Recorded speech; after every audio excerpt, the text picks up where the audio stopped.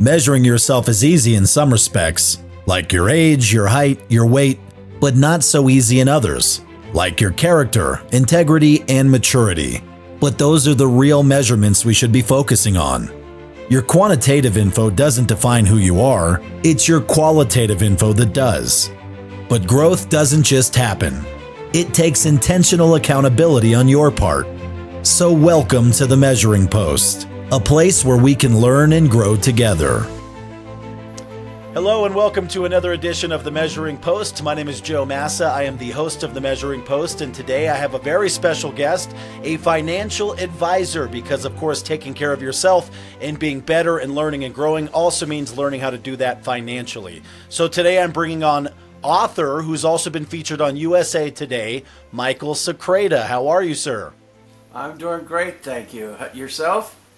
Not bad at all. It's nice to finally get you on the show, and we're going to be talking about not only your perspective on financial advisement, the current marketplace, but also your amazing book, Money, Balance, and Joy, which came out last year, Money, Balance, Joy. So that's available on Amazon. I will put links up to that as we release this show on social media and YouTube. But for now, we got to know what that book's all about. So, I really like the perspective that you present in that, and it's the importance of being self-aware, not only in the financial world, but also building the soft skills and learning how to do this financial journey in a balanced way that also brings you joy to your life, which of course is a very cliche way to use all three words of your title in your book, but it's a really awesome read. So kind of give me a bit of background on you and the inspiration for Money, Balance, Joy. Sure. Well, first of all, the inspiration was over 30 years of helping financial advisors and helping individuals, especially helping the financial advisors provide a more holistic, healthier, emotionally and financially relationships with their clients. And I looked around and saw nothing with this type of approach. Everything was written by insiders. You read about their love of math, their love of financial planning, their love of investing, and nowhere did I hear, hey, the love of making new friends and helping them sleep at night. And so I originally started writing the book for financial advisors. I was about halfway through, and like, what am I doing here? The financial advisors, the whole financial system is just this set in stone approach, this old way of helping people. And if I write to the advisors, they're going to ignore it. So unless I'm a successful financial advisor, and even then they're going to ignore all the things that run counter to them. So I thought, all right, well, let me write a book to the individuals. Let's create a movement here. Let's create a wave where people are now going to their advisors, whether new advisors or existing advisors, and having a better way of how they can be helped, and kind of force the issue on the advisors. And the smart advisors will adapt and provide this better service, and the not so smart advisors will continue to be worried about AI and technology replacing them. So looking at it, so what's the thing that Wall Street's missed? Not only for individuals, but for Wall Street itself. And that is, it's all about the 3 E's when it comes to investing. Emotions, emotions, emotions. And you see it all the time. There's studies on this that show that there's a big gap that can exist between people who kind of manage their emotions and people who don't.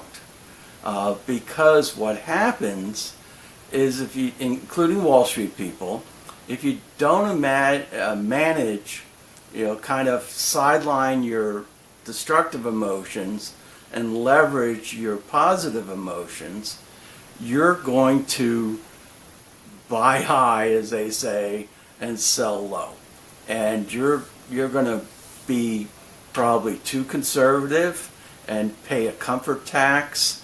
And so all of a sudden, after 30 years, 40 years of investing, it's like, wait a minute, I don't have enough money to retire because, again, of that comfort tax of letting your emotions cause you to be too conservative. So that's what the whole book is about, is those three emotions. Those three E's with those emotions.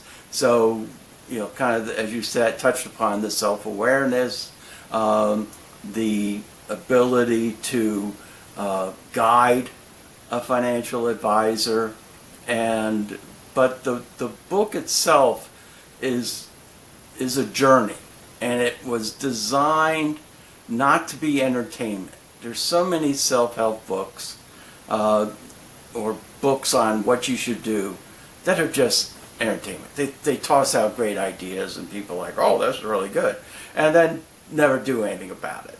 And so I had a boss, skip that. Anyway, it was funny though, his expression. But anyway,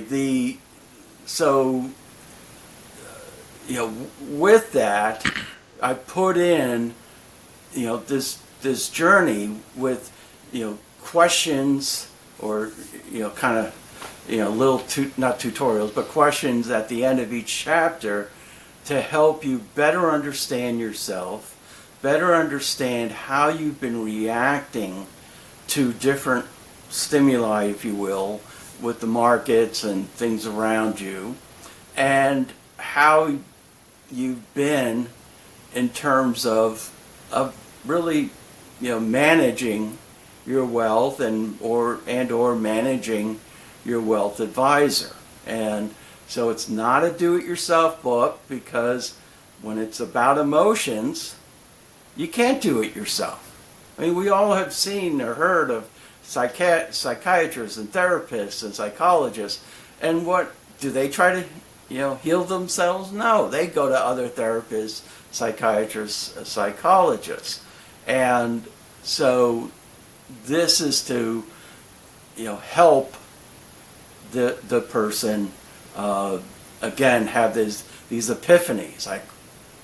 And advisors I know that I've trained that do this approach will tell me, Mike, instead of this 45 minute pitch meeting where I'm telling them how great I am, I'm having these really deep conversations where they're bearing their soul to me. And they say, I've never had this kind of conversation with anybody. And through bearing their soul, they are getting these epiphanies and it's cleansing for them to, it's like a therapy session, a real quick, instead of years of therapy, it's 2 or 3 hour conversation therapy. And all of a sudden it becomes very clear, this clarity for these people, both who they are as people and where they should be heading.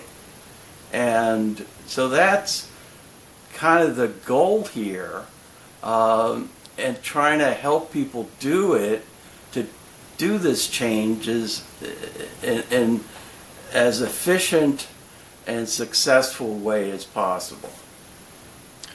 Yeah, I think that's a pretty smart way to approach it, because not even just in the financial world, but in any aspect of life, when you lead and react solely on your emotions, you're destined to make some not so great decisions, whether that's young love or politics or religious thoughts or ideologies, finance. When you only focus on your emotional feelings and not your actual conscious thought process, and really it's a good way to cut through the fluff, like when you're mentioning having these really deep meaningful conversations instead of just the superficial, hey, I'm a financial advisor, I've got all this great information, you need me, hire me, we'll figure it out over time. But instead, really cutting to the core of why aren't you being successful right now? It's most likely because of the way you're handling your life and your finances and managing your time and balancing that. So I think you mentioned a really good point that I think is pretty accurate about a psychiatrist. Do they try to self-diagnose? Maybe to a certain degree, but to be successful, it's always good to have that outside opinion to come and kind of do an audit on you and your life and your finances and say, okay, I see what you're doing. Here's how we can make that a little bit better. So I really like that approach. And would you say that your book, Money, Balance, Joy, has like, is there homework at each lesson? You know, like, okay, here's what we're going to teach you in chapter 2. At the end of it, here's the 3 or 4 things I want you to do to kind of incorporate that into your daily system. Yeah, absolutely. It's kind of you going through this exercise of self-awareness and increasing it, and that the kind of that 2-3 hour first meeting that I've trained a lot of advisors on, where again they're bearing their soul, where they're saying, "Oh, I never realized this was my problem. I never realized how self-defeating I was, or what have you." So this is to help you go through that whole process before you sit down with your client, your advisor, or your potential advisor, and because that's going to put you way ahead of the game. But so it's those questions. There's they're not right or wrong. It's not asking you to what are the 3 main points of this chapter, that kind of nonsense. It's helping you really understand how you tick, and that's so important today. It's we are in a society now that is people are hungering for community, people are hungering for meaningful connections with other people, and they're hungering for knowledge because we're just being inundated with information. And AI is just making it worse. Let's take bad approach with just throwing information out there, and put it to the 100th power or the 10th power. And so you got to fight it. You can't just say, oh well, hey, it's great technology, or hey, Instagram or TikTok or any of these other things, Facebook. Oh, this is just so great technology. You got to look at it and really understand what's behind it, what the negatives of it, and so we're as I said, we're so isolated. The work from home, the COVID. I mean, there's going to be studies for the next 40 years on the effect, the psychological damage of the whole lockdowns and COVID and everything else that happened. And so the people are just asking for this. They want this. They want authenticity. They don't want scripted. They want people who really care about them, who these financial advisors. I say in my book, if a financial advisor, potential advisor, is sitting down with you and send you an email, oh, we need all your investments to do an analysis before we talk with you. You say, no, I'm not. You're not running the show here. I'm running the show, and we're going to have this conversation. And basically, there's 3 key things you need to know, and quite honestly, I need to know better. One is, what's the source of my wealth? Huge impact on how you feel about your wealth. Did you inherit it? Did you win a lottery? Did you have 10 failed businesses before you started a business that was super successful and you sold it?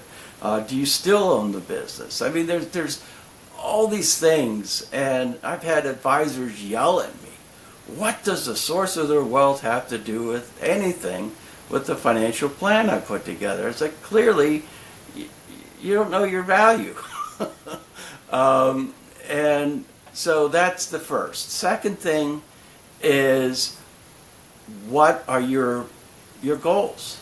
You know, the best way to say it, what kind of financial and non-financial legacy do you want to leave when you're gone? So with your children, do you want to just spend it all, and too bad on them? When I used to work with some very, very wealthy families directly, some household names, I had one where, of course, it was a trust they had set up, sent the paperwork, and basically each kid was going to get like $1 million, and that was it. And all the other money was going to go away. And, that's theirs to do. They would donate the rest. And the only problem I had with it is they didn't tell their kids that. So I wasn't going to advise them on that. But, if they told the kids from day one, hey, you're going to have to work, you have to be a good, citizen, to your community, to your country, then, or to your employees, all of them. So, that's super, super important. And then also from that is, what are your values?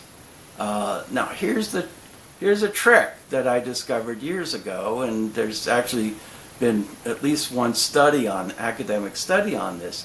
The more you look at your investments as an extension of your being, your values, the less likely you're to fall for those emotions.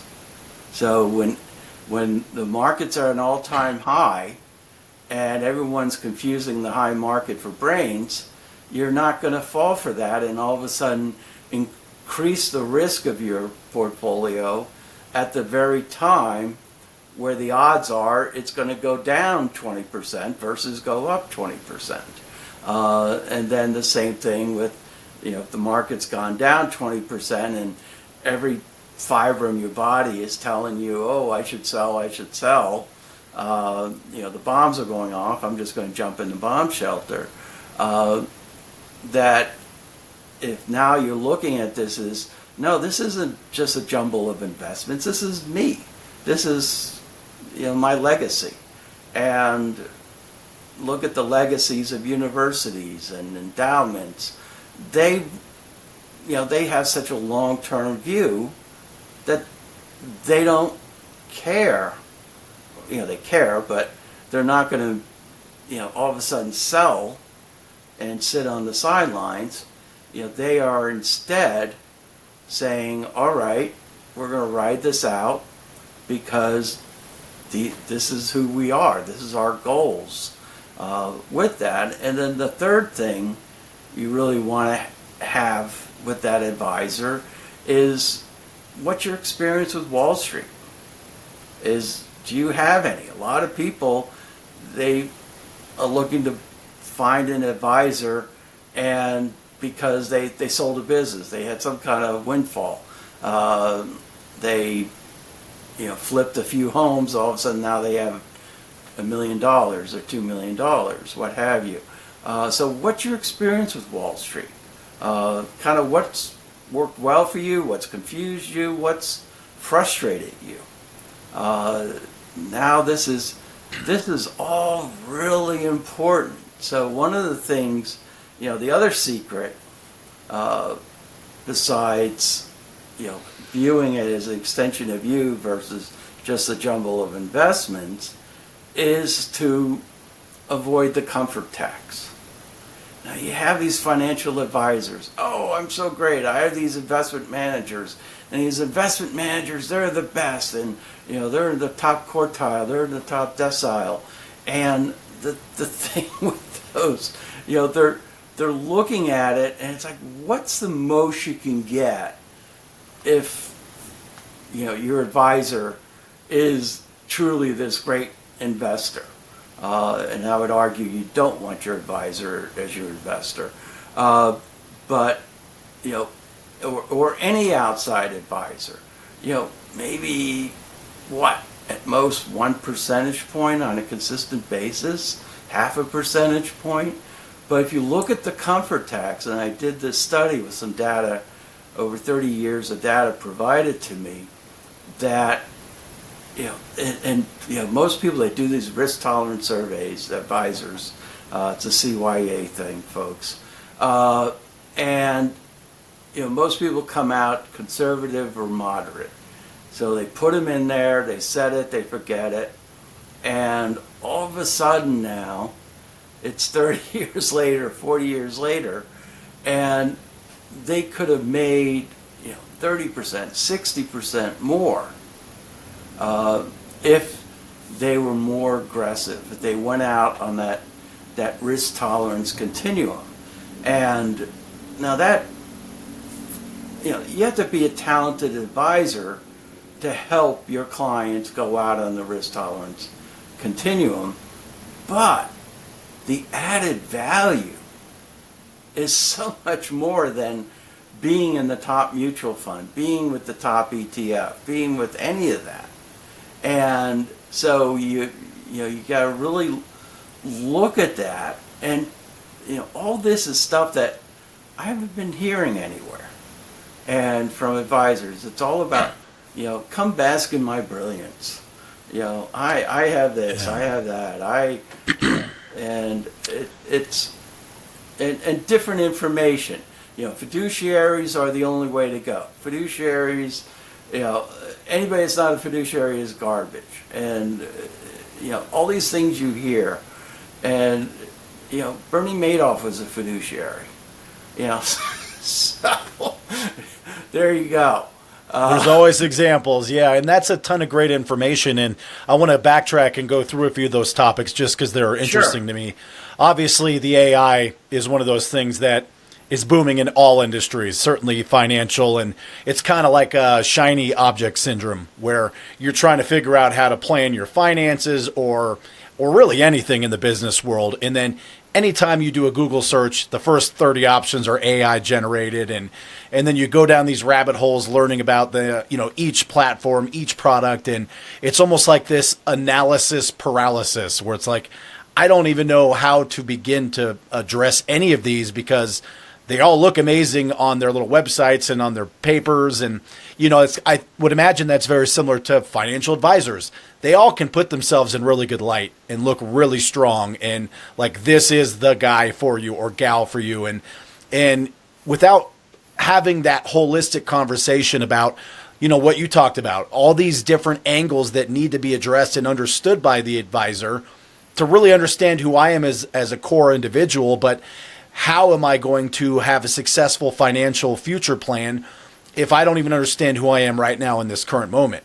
And I think it is good to have that sort of audit, like how conservative or moderate am I being, and where can I be more aggressive to be more successful over that 30-year period? Because a lot of people, myself included, that's just not my strong suit. Now I have a 401k, I've got a Roth IRA, and I have some money market accounts and things I try to put little money in here and there, but am I as aggressively monitoring them as I should be? Almost certainly no. And that's something that, again, hearing from somebody with that holistic approach to finances and really sort of understanding not only Wall Street, but the market in general, it's very reassuring that I need to go do these things and talk to an advisor and an investor and somebody that's better at this than I am, because I don't want to miss an extra 30 or 60% in my retirement account at the end of my life.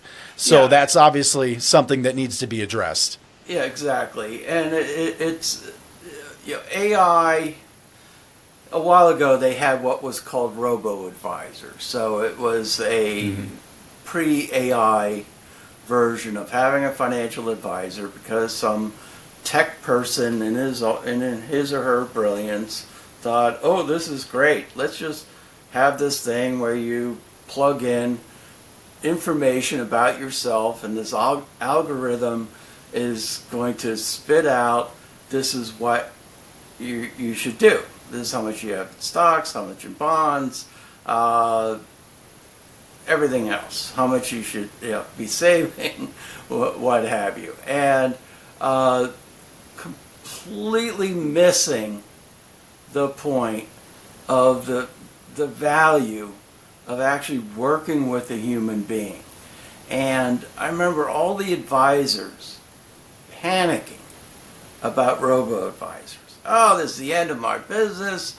And I was like, if you're put out of business by a robo-advisor,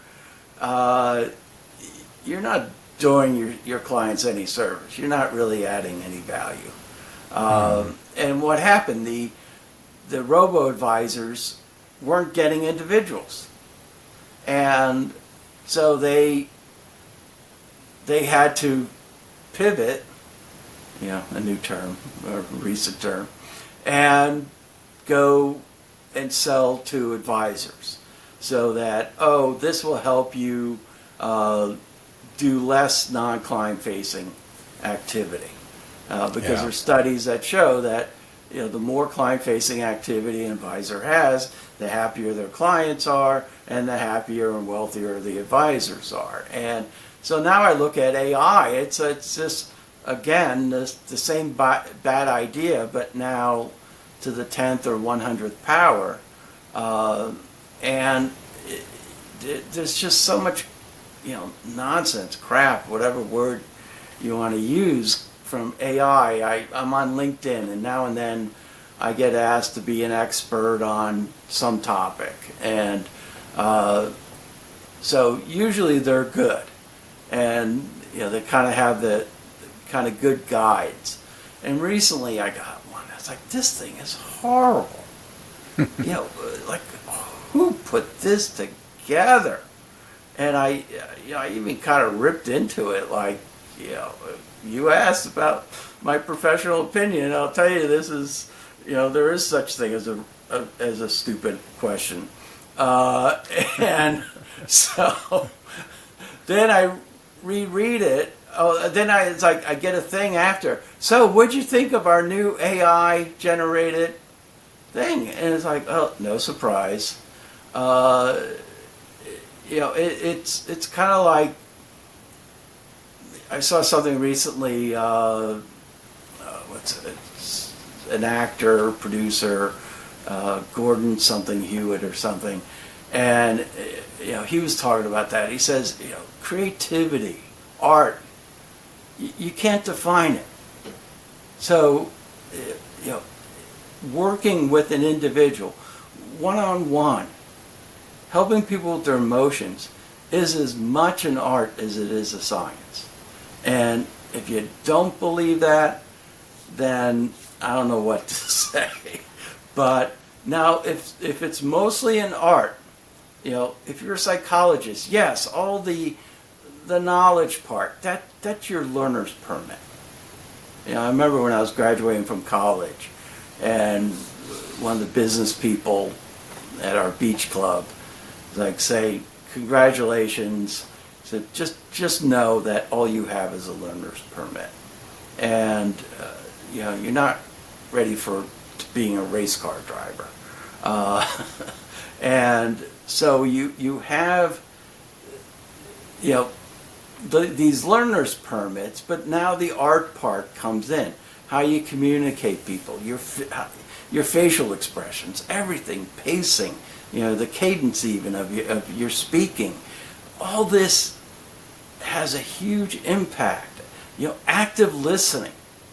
If anyone wants to be more successful with work, with being a financial advisor, really understand and practice active listening.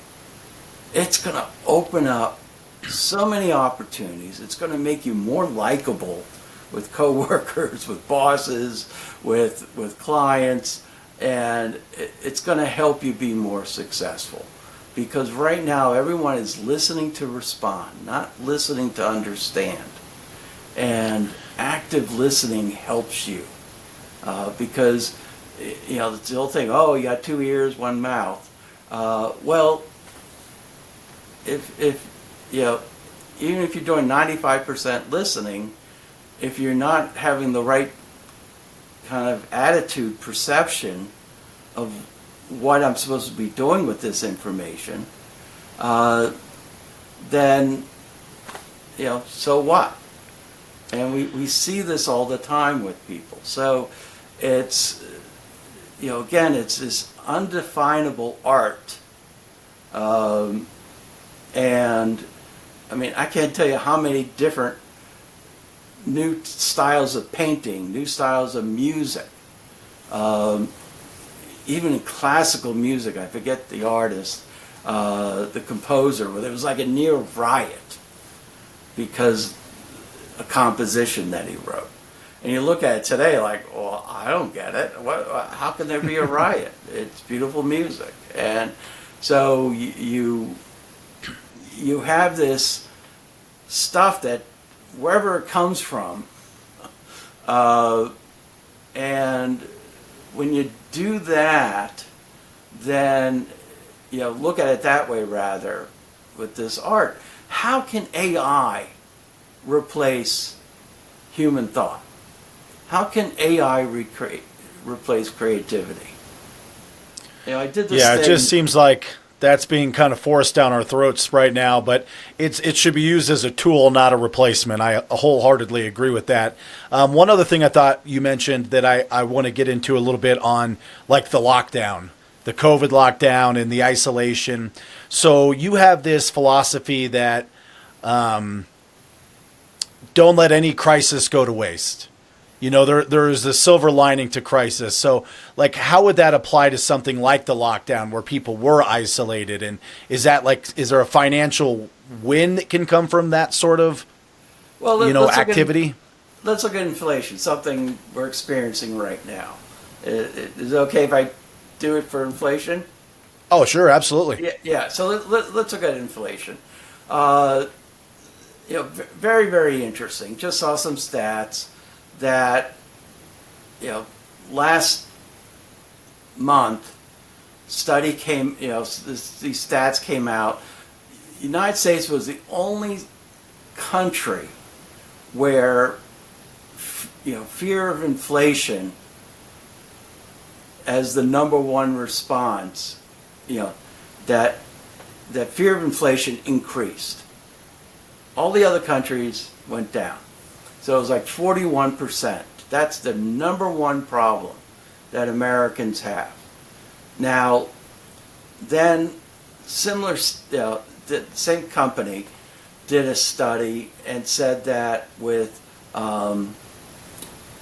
people having a somewhat to a strong positive view of the economy was around 50, low 50%.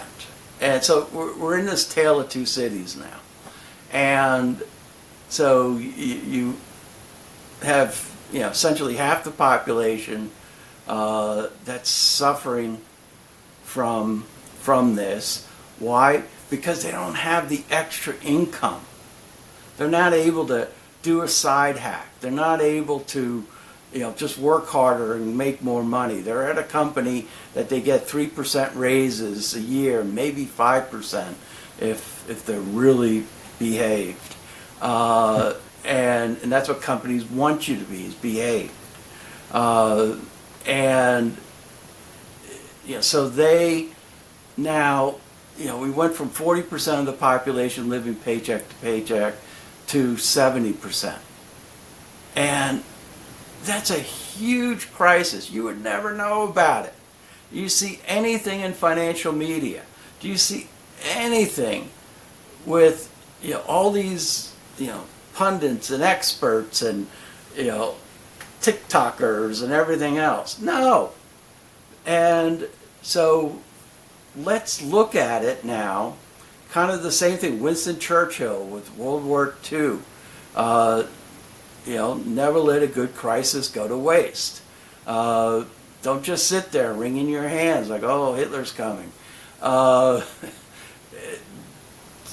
do something. And so there's what I call the 3 Eves: how you perceive, how you conceive, and then how you, I can't remember the third. No, how you perceive, how you receive, and how you conceive. Sorry about that. And so the first thing is perception. To say, you know what, this is an opportunity. If you look at a holistic total wealth life, of having money, balance, and joy, of being fulfilling, meaningful life where, you're making good money, doesn't have to be a lot, but it's enough for you to have that lifestyle, a good lifestyle. Not the best, not, trying to keep up with the Joneses, or trying to keep up with the Kardashians and all these other celebrities you see. But, you have enough for that. Then you have enough time. So you have monetary wealth, time wealth, and social wealth. So you have enough time that you're able to enjoy life, enjoy your family. And then you're able to, the third part, you're able to have that joy that comes with it. Now, these are all interdependent. One helps the other. Having more money helps you with the time and with the social. Having, more balance and social helps you with the money. And so now, looking at it that way, say, okay, so let's take this situation. So let's, again, first of all, perceive. We want to make sure that we know that this isn't the first time people have benefited from a crisis and come out stronger and happier.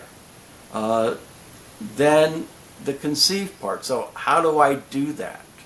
Or receive part, I'm sorry.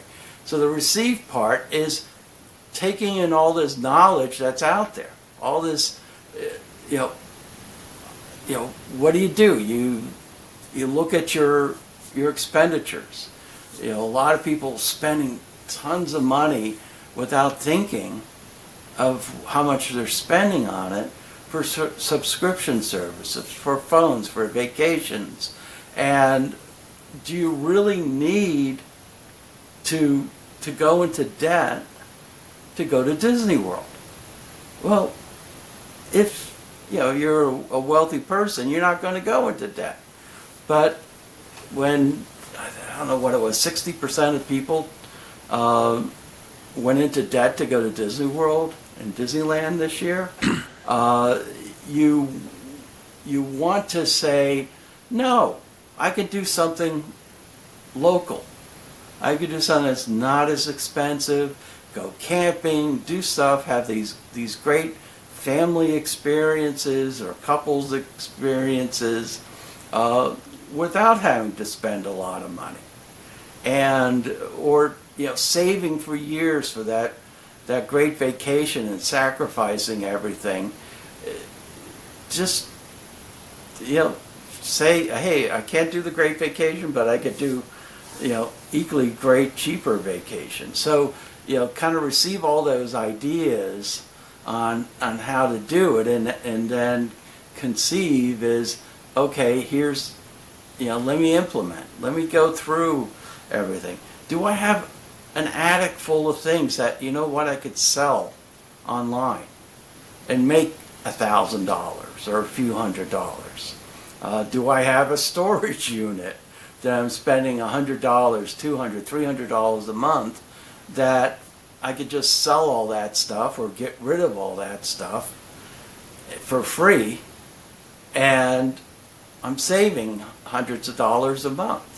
So to really go through all of that, if you were thinking of sending your child to an expensive private school, there's, 20-some states where if you're in state with the state schools, they're either free or very low tuition.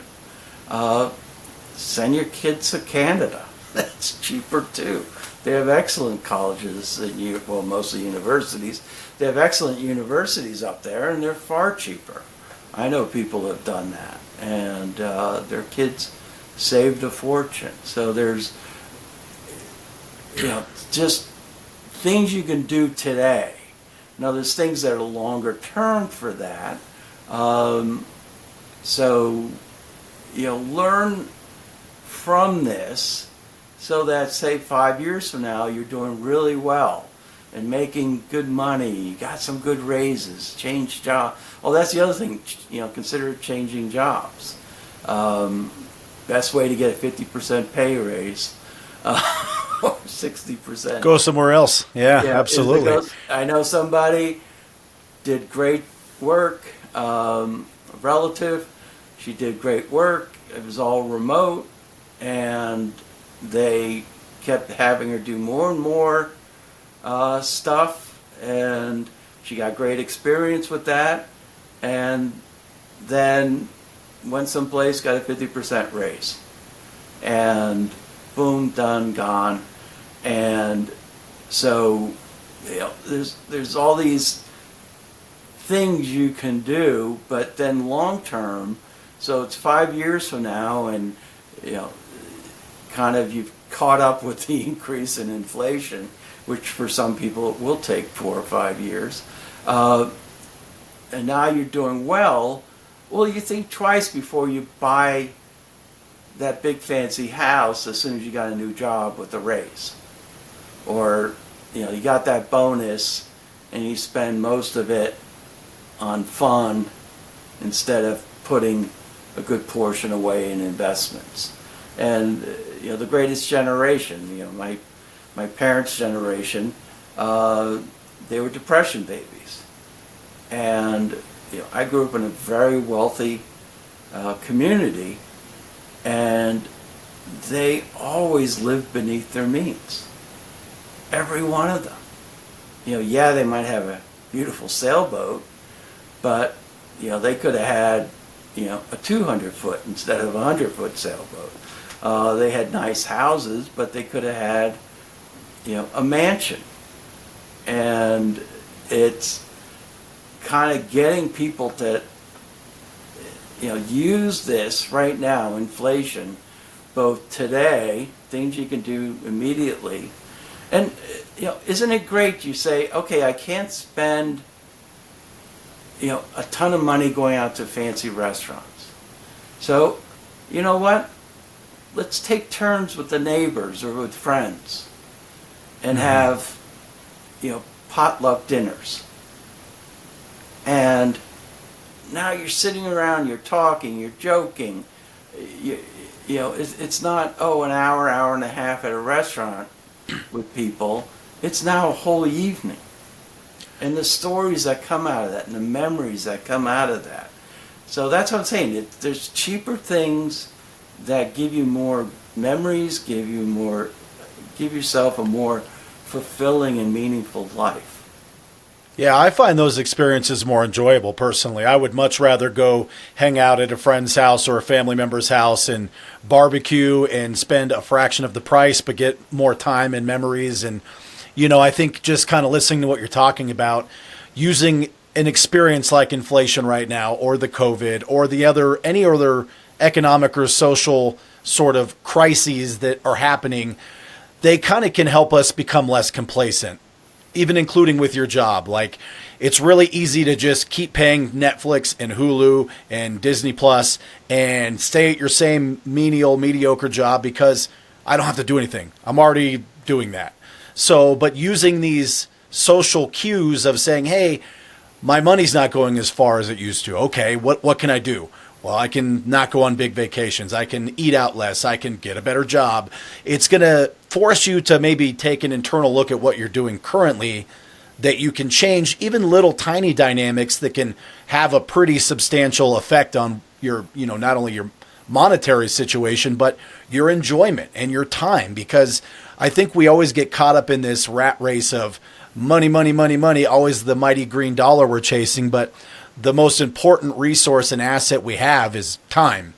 And how much time are you wasting chasing that green dollar when you're missing your kid's dance recital, or you're not spending time with your sick mother or father, or you didn't get to meet your neighbor for that happy hour or barbecue because you're so busy consumed trying to find financial success that you're overlooking.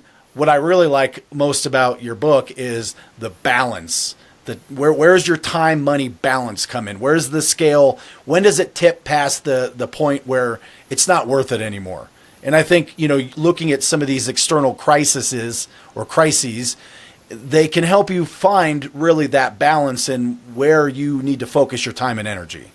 Yeah, absolutely. And you look at very wealthy people, and I was very fortunate as a child, as I said, to live in a community that was wealthy with both old money and new money, and the people I saw, they all had balance, and the money, they loved the work, they loved the building a business, or they loved whatever they did, and a lot of them had very interesting businesses or jobs, but they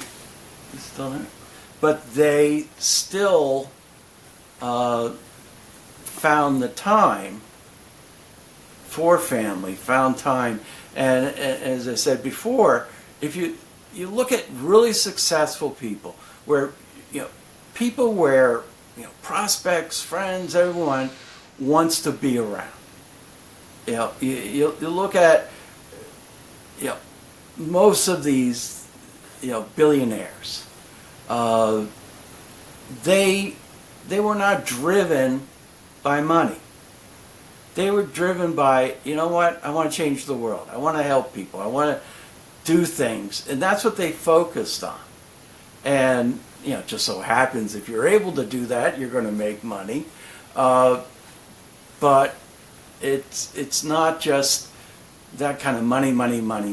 And yes, you have people like Steve Jobs. Steve Jobs was only about the company. Yes, he wanted to change the world and make things better, but didn't want to make things better for his employees. Didn't want to make things. He didn't help with all his wealth with the community. He didn't say, hey, how else can I give back to the world? Like a lot of other people. But it can't be. It's a cliche. You shouldn't be driven by the money. You should be driven by wanting to do things. But it pretty much is the case. And again, that hard to intertwine those two dynamics, I would say.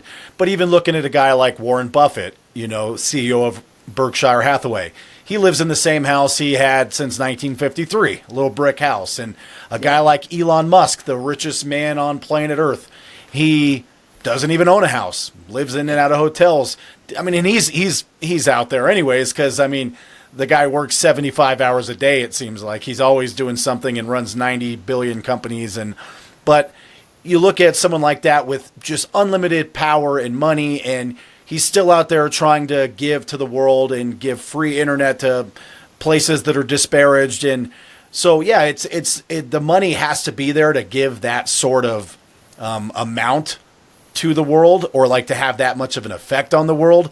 But is it like the chicken and the egg, which came first? It's something that, luckily for myself, I'll never have to deal with, because I don't ever think I'll be worth $200 billion. But, if I was, I would like to think that I would give and use that money for something good.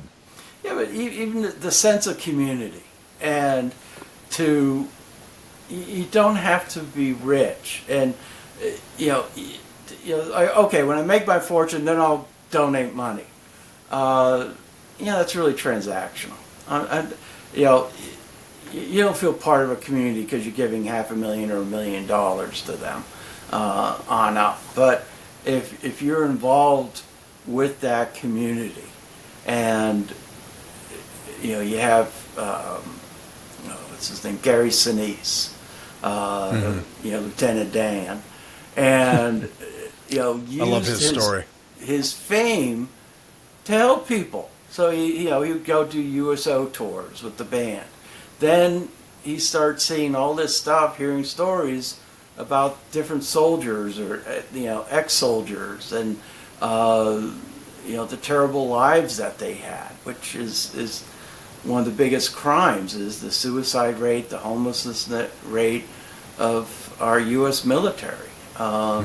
We have such a small percentage of people that actually step up to the plate. And military in my family, and they very fortunate that they weren't in that situation. But so then he started raising money and donating it, and then traveling around, and he not only to kind of give money, kind of generate publicity, get more funds, but also to really see, hey, we're helping these people. And so versus the wealthy people, the celebrities especially, that just get into politics. I talked about the Kardashians, but you think about it, with Kim Kardashian, with helping with the whole criminal, she went to Trump, hey, there's all these people that are in prison that, kind of crazy terms, not really fair, and, we need some kind of reform there, and, nobody else ever did it, and, Trump said, oh, okay. So whatever you think of those two people, they were making some kind of change, but versus they used a platform that they had developed and they did something with it, whether you like their approach or not. I think that's a really important way to look at it. No matter whether we're talking about being on the billionaire, millionaire scale, or just your local Joe Massa neighborhood down the street. Like, I don't have that sort of financial or social platform or pull, but I can still do things on my level that benefit and help my neighbors and community. And I think that kind of leads into one of the other topics I wanted to kind of finish with, is what we talk about, embracing life fully, but also like living each day with intention and purpose like it's your last. And sometimes that could be by giving and just, like when I die, I can't take my sailboat or my car or my money. It doesn't go with me. So, people won't remember always what you said or how much money you had, but they will remember how you made them feel and what you gave back. So like, go into a little bit about your sort of approach on embracing life fully and living it like your final day is today. Yeah, I mean, first of all, life isn't fair. Get over it. And you're not perfect. Get over yourself. And, you meaning in general, not you specifically. Sure. Thanks for clarifying. Just wanted to make sure. Anyway, but, life isn't fair. We're not perfect. Other people are not perfect. We're all kind of just wildly going through life. It's kind of like the whole thing of, talking about Lieutenant Dan of Forrest Gump, the movie, is, what's our path? That, it'll come to you. It'll just happen. And you got to be open and ready for that. And, lost my wife at 41 years of age. Died suddenly. Now, fortunately, she had a very fulfilling, meaningful life. Very involved in the community in many ways. But if it was something where she was just like, oh, I'm just going to put off doing any of this stuff, I'm just going to do work. That's all I'm focusing on is money. How awful would that be? That, she never got to that point. And, So looking at it is you don't know what's going to happen tomorrow. You could be perfectly healthy today and tomorrow find out you have stage 4 some type of cancer. And so you really have to, and you look at some people who kind of have a family where, say, the son and father died young, the grandfather died young, and kind of they look at it as, geez, I got to really get the most out of my life while I'm here, and to really look at that. And it's not about kind of Kennedy's inauguration speech of ask not what your country can do for you, but what you can do for your country, which he actually stole a version of that from his boarding school, but why not? And Still worked. It still worked, exactly. But it's kind of the same thing. It's not about what others can give you. It's what you can give others, and to be that friend where it's not transactional, where you're not keeping track of favors, where you're not be involved, volunteer work, as long as it's enjoyable.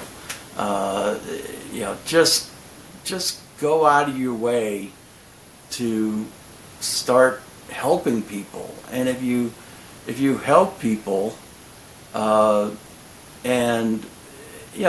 call BS on yourself, and when you when you overreact with somebody, say hey, I overreacted. Whether they accept your apology or not doesn't matter. What matters is you had the, whatever you want to call it, to honesty to say, hey, I was bad, and being a better person. I really like the fact that the book kind of discusses how money is like the tool that can help you find the time, and using your time as your greatest resource to help you be able to do things that are joyful to your life. And I know that's kind of going through the title of the book, but really they do go hand in hand. It's really hard to make them not be so intertwined, because in order to find time, like you mentioned, you do need to have some money. But money should not be the end-all, be-all goal in life, because as we mentioned, you can't take it with you when you die. You want to have the time to be able to spend with your family, your friends, your community, and those things in turn will bring joy to your life and value to your life. So I really like that, living every day as if it's your last, because you never truly know when it is going to be your last. And again, no one's on their deathbed saying, hey, I wish I would have spent that extra overtime hours in the office. And nobody's ever going to think that way. But we all look back and say, wow, I really wish I had more time with my son and daughter, or my friends, or my family, or my parents, or my significant others. So I think that living life as if it is your last day every day benefits you not only financially, but holistically and spiritually as well. Yeah, absolutely. Just a couple other thoughts, in terms of don't live in the past. Don't try to change people's minds. It's very difficult. It just gets very frustrating. Just let them be. If they feel a certain way, okay. It's easier to change one's view through your activities. First change your activities. Change that, and that will shape your view. Versus, oh, I got to change my view first. And so you kind of set things, the subtitle of my book, Improving Your Life Story. Everyone wants to have a great life story. Wes Anderson, great movie writer, director, in his movie The Royal Tenenbaums, the Gene Hackman character, this ne'er-do-well father, and he's like, well, I really want him out there in the cemetery for a reason, and he's like, I'd love to have a headstone that says, I saved a shipload of people or something like that. Save 20 people, a ship's going down or something like that. And, kind of, we all have that life story that we want. And to say, okay, today's the first day of changing our life stories, and to, organize it, to have a plan, have a person that, accountability person, to, set up things. Well, right now I'm going to do more volunteer work. So for the next 2 weeks, I'm going to find a place where I could do. Now, does that have to be the volunteer place for the rest of your life? No. It could just, you may try it for a month and it doesn't work out. So be it.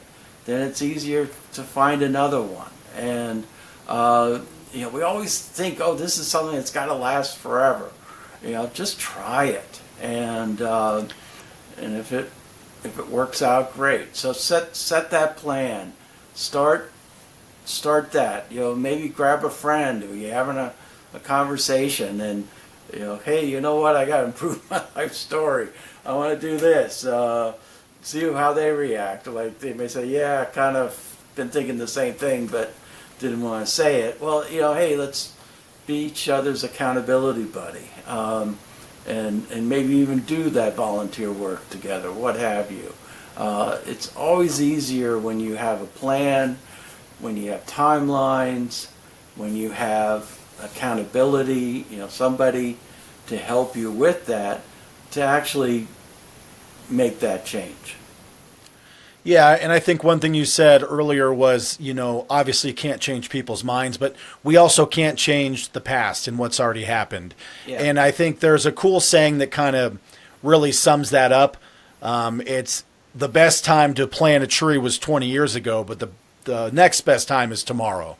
So we can't worry about what you didn't do already, whether that's financial or with your relationships or work life or any of those sort of things. We can't go back and fix what hasn't happened, but we can start today moving forward and tomorrow moving forward and put those wheels in motion and those plans into actual practice. And I think that's a lot of what your book really highlights. It's, where are you currently? Don't worry about yesterday in the rearview mirror, but where are we going to go forward, and how can we make your money benefit your time, benefit the joy that you find in life? And I really like just sort of that, like looking forward always. There was another, and this is kind of a hokey saying, but it's true. It's like the rear view mirror in your car is that big, but your windshield is huge. It's because you should be focusing on looking forward and not the little tiny mirror going backwards. Yeah, absolutely. And it's, I touched upon earlier that, kind of the stress all of us have with this, before AI, with social media. We're being bombarded with data. We're being bombarded with orders, if you will. Think this way, do this, do that. And what's really missing, and it's not my idea, authors have written about this, we're missing kind of that narration. We're missing that story, that's better than, because that lowers the stress, rather than being barked at by strangers about what you should be doing and how you should be thinking. It's like the worst advice is when someone's upset, snap out of it. There's a lot of people that have a lot worse off than you.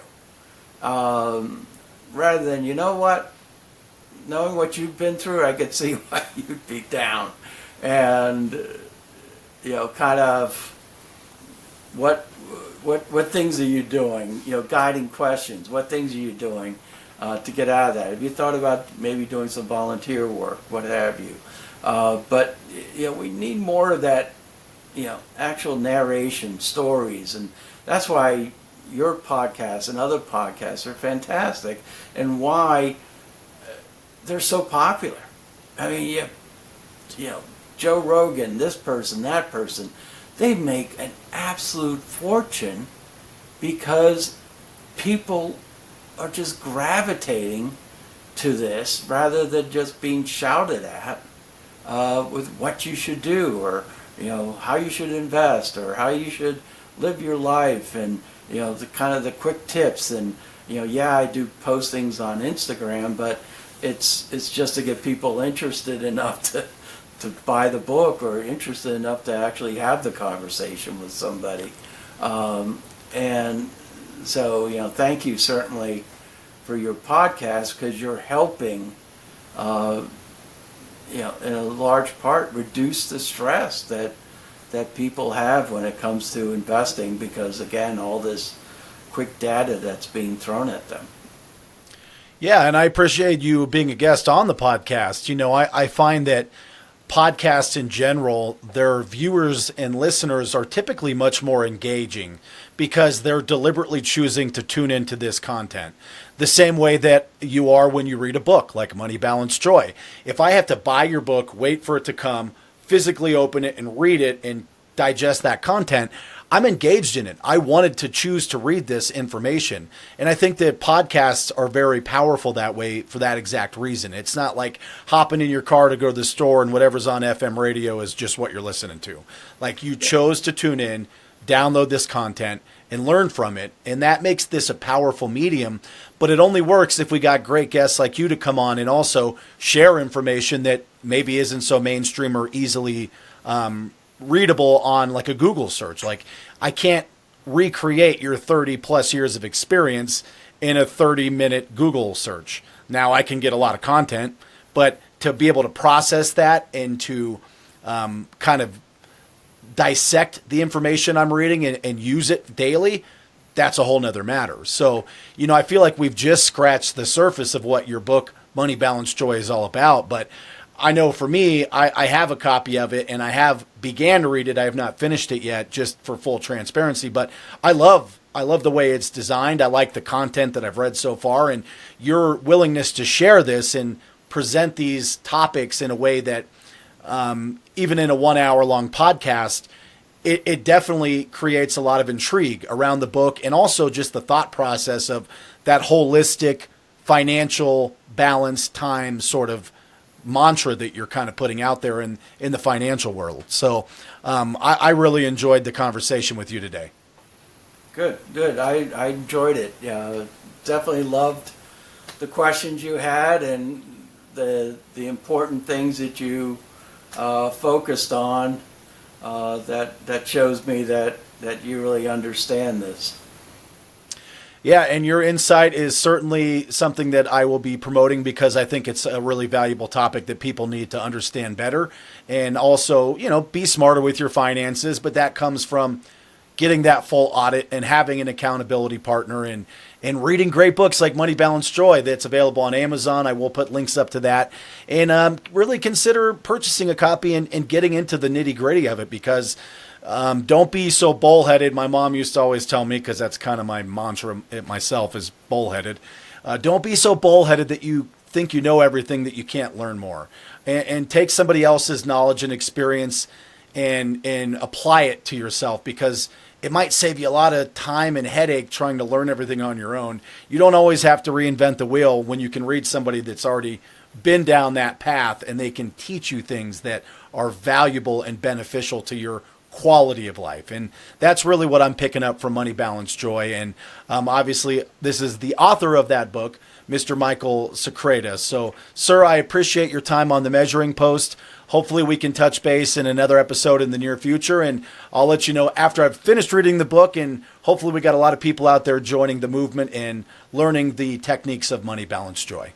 Yeah, and with my book, I'd ask you to put my email up too, because in my book, at the end of every chapter, I have my email address. And if you have questions, something doesn't sound right, or you don't really fully agree or understand the point I'm trying to make, by all means, shoot me an email. And off the top of my head, because I've been emailing you, that's mike.s@moneybalancejoy.com.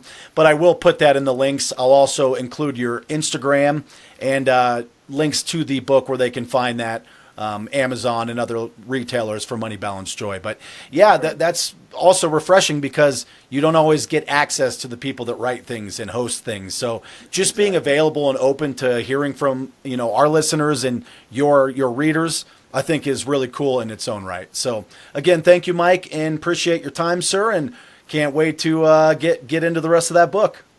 Thank you. Have a great day.